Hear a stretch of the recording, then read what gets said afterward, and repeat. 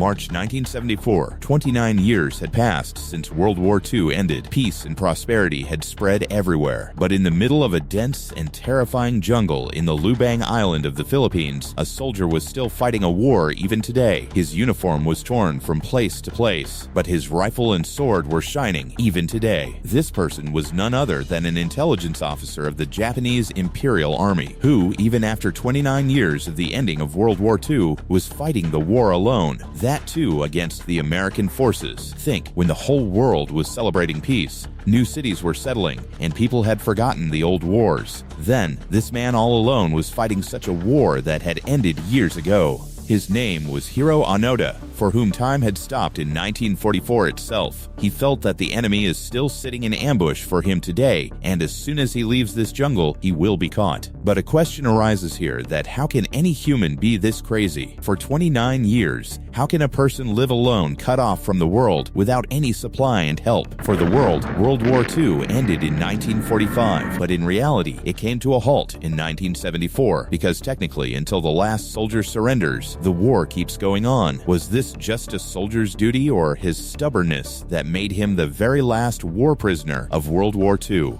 Welcome once again to Broken Veneers Videos.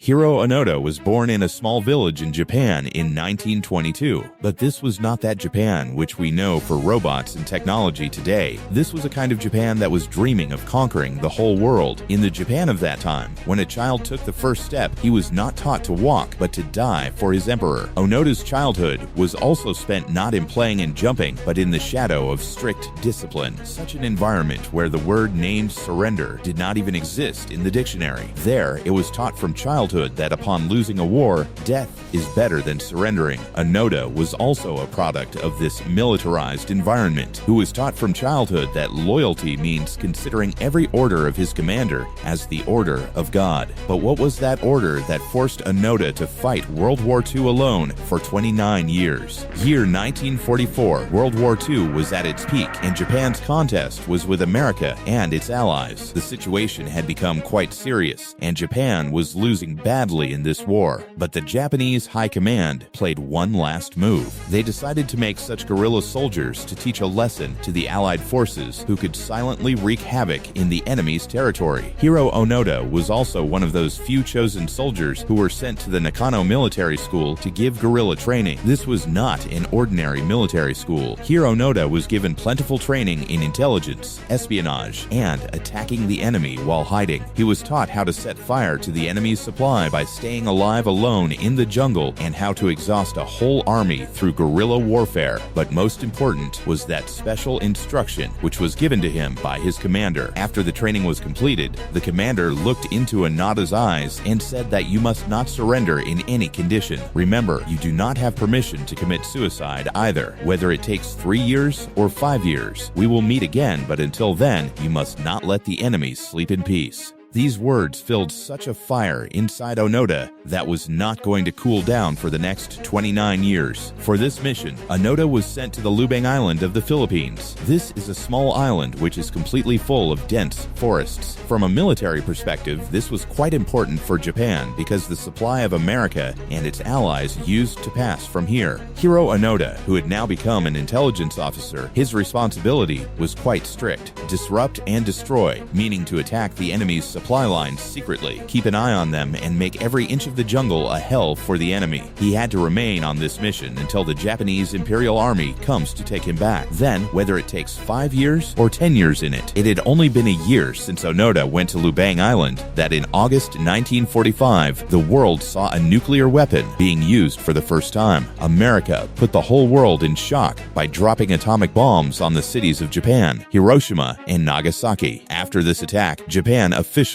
surrendered, and this was that turning point from where the ending of World War II happened. The war was indeed over, but there was no one to give this news to Hiroo Onoda in the Lubang Island of the Philippines. He was still sitting there in ambush with his 3 companions, Akatsu, Shimada, and Kozuka, the Allied forces who had the knowledge of the guerrillas present on the island. They threw millions of pamphlets there on which it was written that Japan has surrendered. The war is over. Come down from the mountains. But when Onoda read this pamphlet, he He had a doubt that perhaps this is some trick to trap him and his companions, because he was taught that the enemy is very cunning. He will try to mislead you by spreading fake news. Only one thing was stuck in Onoda's mind, that until my commander does not come back, my war will keep going on. From here started that test of time, which broke the limits of human endurance. For the next many years, Onoda and his companions kept wandering on this island like some ghost. They neither had a roof to hide their heads, nor any ration to eat. Only the crowded trees of the jungle and the wet ground were their home. To stay alive, they survived on raw bananas, coconuts, and sometimes rice stolen from the fields of local people. When the hunger used to increase beyond limit, they would come out of the jungle to hunt some cow and would run it for months by drying its meat in the sun. But this was not just survival. Onoda also attacked the local police and rural people many times, considering them enemies. The cost of this alone fought war was also very heavy. His companions were also now slowly losing courage, but because Onoda was their senior, so helplessly they had to obey him. Slowly, Onoda's companions left his side one by one.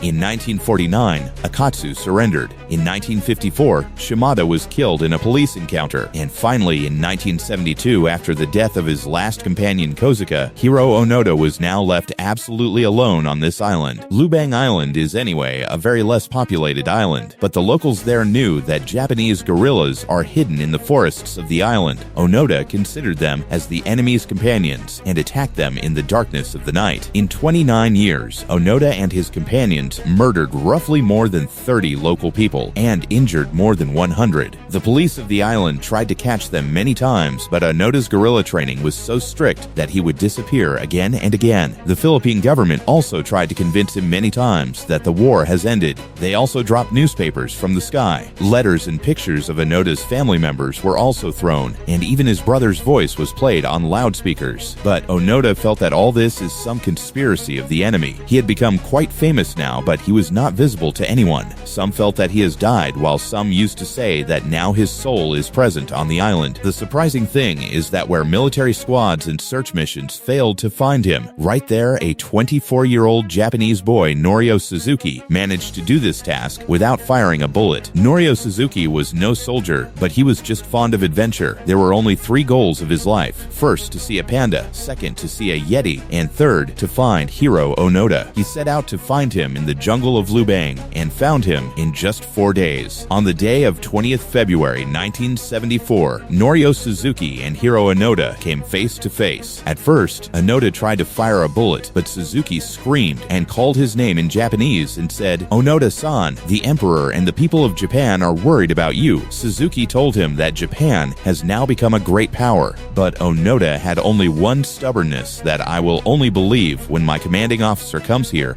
and gives me this order. Suzuki had understood that this war will not end with weapons, but only with an order. Now the problem here was that the commander who had given the guerrilla warfare order to Onoda 29 years ago, where is he now after World War II? No one knew. After many days, the Japanese government tracked down that officer who was now making his living by selling books. Major Taniguchi. This was the same officer who had given the order to Onoda. After a lot of planning, a special mission was planned in which Major Taniguchi was sent to the Lubang Island so that he could break that chain which he had tied 29 years ago. When Onoda saw his old commander, he stood in a position of attention and started saluting. At this moment, his commander took out a paper and read the words written on it loudly, the translation of which is, "Officer Onoda, Japan has lost. Your mission ends now. Hand over your sword and rifle to the enemy." Onoda, who entered Lubang at the age of 22 years, had now become 52 years old. He had sacrificed his youth, his friends, and the best years of his life to that loyalty, which was nothing short of some madness in the eyes of the world. When Onoda came back to Japan, he had become a national hero. He expressed sorrow many times over the deaths of those 30 people whom he had killed, considering them enemies. But the Japan he had left 29 years ago, he never got that kind of Japan. Now there was the rule of technology and Western culture. He could not adjust in this new environment, and just the next year left Japan and went to Brazil. In 1996, Onoda went again to the same island of the Philippines where he had lost his youth. He donated $00 to the local people there and also created a scholarship fund so that he could reduce the pain of those people whose elders he had unknowingly killed. He gave many interviews about this journey of his life and also mentioned it openly in his book. But this story of his gained worldwide worldwide fame when on 16th January 2014, at the age of 91 years, Hiroo Onoda passed away in Tokyo due to heart failure. Undoubtedly, Japan had to face a very bad defeat in World War II, but Hiroo Onoda was perhaps that only soldier who won this war, but he lost to the War of Time. Hope you guys will also heavily like and share this video of Broken Veneer. See you in the next spectacular video.